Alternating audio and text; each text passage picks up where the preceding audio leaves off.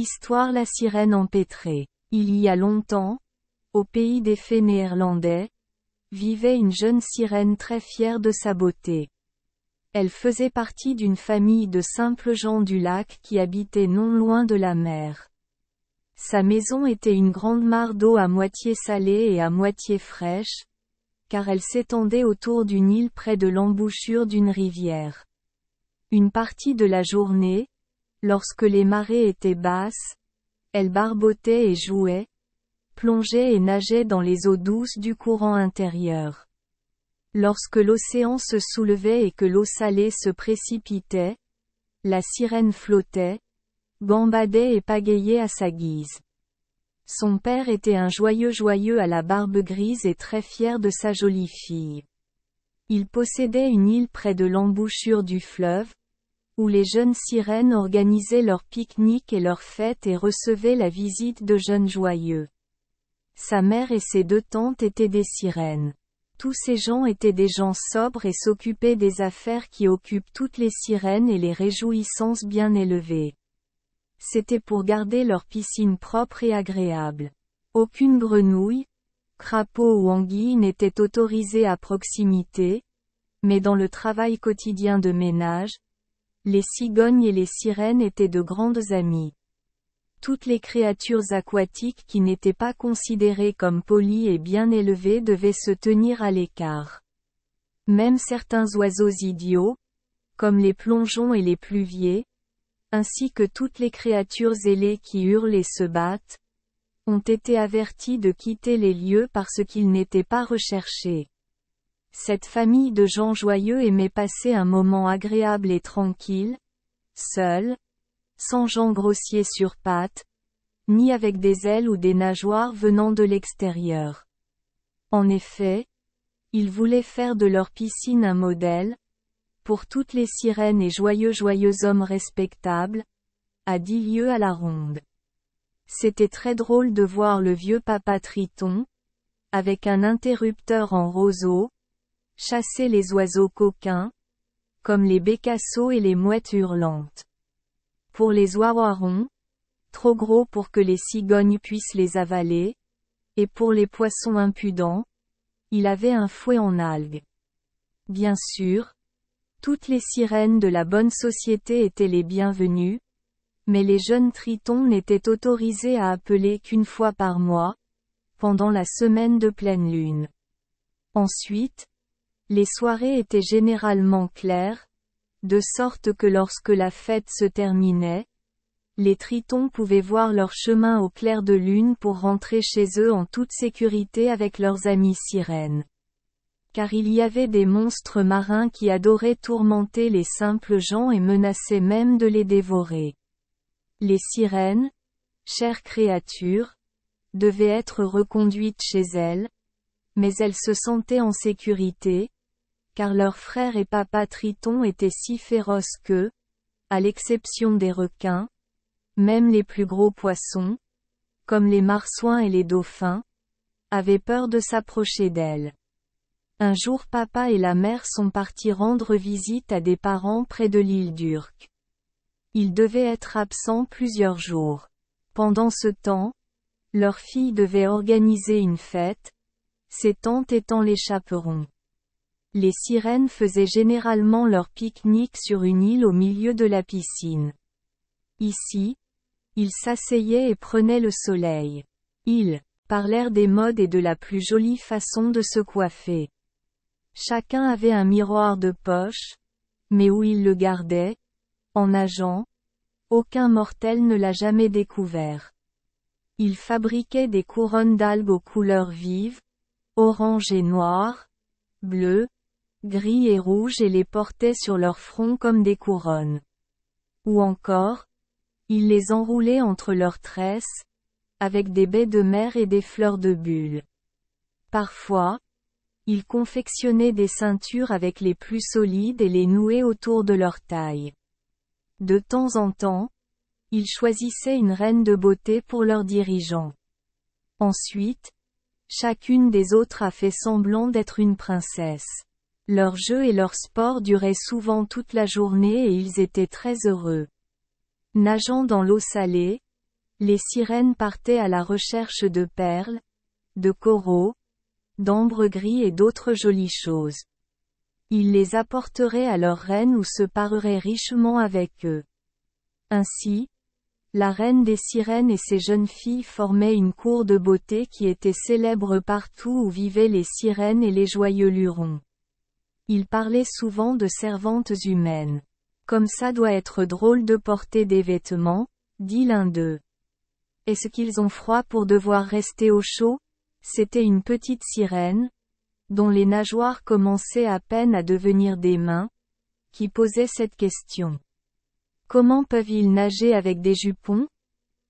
Demanda un autre. Mon frère a entendu dire que les vrais hommes portent des sabots en bois. Cela doit les gêner, lorsqu'ils sont sur l'eau, d'avoir les pieds flottants, a déclaré un troisième, dont le nom était Silver Scales. Quel dommage qu'il n'ait pas de douve comme nous, puis elle regarda son propre pelage écailleux et luisant avec admiration. J'ai du mal à y croire, a déclaré une sirène très fière de sa silhouette fine et de sa taille fine. Leurs filles ne peuvent pas être aussi jolies que nous. Eh bien, j'aimerais être une vraie femme pendant un moment, juste pour essayer et voir ce que ça fait de marcher sur jambes, dit une autre, plutôt modeste, comme si elle craignait que les autres sirènes n'apprécient pas sa remarque. Ils ne l'ont pas fait. Un refrain vigoureux retentit. Non. Non. Horrible. Quelle idée. Qui ne serait pas une sirène? Eh bien, j'ai entendu dire, s'écria l'une d'elles, que les vraies femmes doivent travailler, laver les vêtements de leur mari, traire les vaches, creuser les pommes de terre, nettoyer les sols et prendre soin des veaux. Qui serait une femme? Pas moi, et son nez retroussé, puisqu'il ne pouvait pas se relever, s'élargissait à la racine. Elle se moquait de l'idée qu'une créature en jupon puisse jamais paraître plus belle qu'une créature aux écailles brillantes. D'ailleurs, dit-elle, pensez à leur gros nez, et on me dit aussi que les filles doivent même porter des épingles à cheveux. À cette pensée à l'idée même que chacun devrait attacher ses cheveux, il y eut un choc de dégoût chez les uns, tandis que d'autres battaient des mains, en partie d'envie et en partie de joie. Mais les choses les plus drôles dont les sirènes entendaient parler étaient les gants, et elles riaient de bon cœur à propos de choses comme les couvertures pour les doigts. Juste pour s'amuser, une des petites sirènes avait l'habitude de dessiner des algues en forme de sac sur ses mains, pour voir à quoi ressemblaient ces choses. Un jour, alors qu'ils prenaient le soleil dans l'herbe de l'île, l'un d'entre eux trouva un buisson sur lequel poussaient des digitales. En les cueillant, elle couvrit chacun de ses doigts d'une fleur rouge. Puis, se tournant vers les autres filles, elle leva ses mains gantées. Moitié effrayés, moitié envieux, ils entendirent son histoire. Après avoir écouté, la fête était sur le point de se terminer, quand soudain un jeune triton apparut. La marée était descendante et le cours d'eau bas, il avait donc dû travailler dur pour traverser les eaux douces de la rivière et atteindre l'île. Ses yeux laissaient tomber de l'eau salée, comme s'il pleurait. Il avait l'air fatigué, tout en soufflant, et il pouvait à peine reprendre son souffle. La reine des sirènes lui demanda ce qu'il voulait dire en venant parmi ses servantes à telle heure et dans telles conditions. À cela, le triton timide commença à pleurer. Certaines sirènes mettaient leurs mains sur leur bouche pour cacher leur rire, tandis qu'elles se faisaient des clins d'œil et leurs yeux montraient à quel point elles appréciaient le plaisir. Avoir un triton parmi eux, à cette heure-là, en plein jour et en train de pleurer, c'était trop pour la dignité.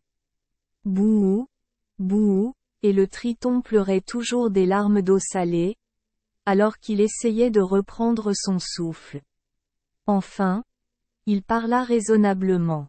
Il avertit la reine qu'un groupe d'horribles hommes, en sabots de bois, armés de pioches, de pelles et de pompes, venaient drainer le marais et pomper la piscine. Il avait entendu dire qu'il transformerait la rivière en canal et construirait une digue qui empêcherait l'océan d'entrer. Hélas! Hélas! S'écria une sirène en se tordant les mains. Où irons-nous lorsque notre piscine sera détruite? Nous ne pouvons pas vivre tout le temps dans l'océan. Puis elle a pleuré abondamment. Les larmes d'eau salée tombaient à grosses gouttes de ses grands yeux ronds. Faire taire! S'écria la reine. Je ne crois pas à l'histoire de l'homme Triton. Il la raconte seulement pour nous effrayer. C'est comme lui.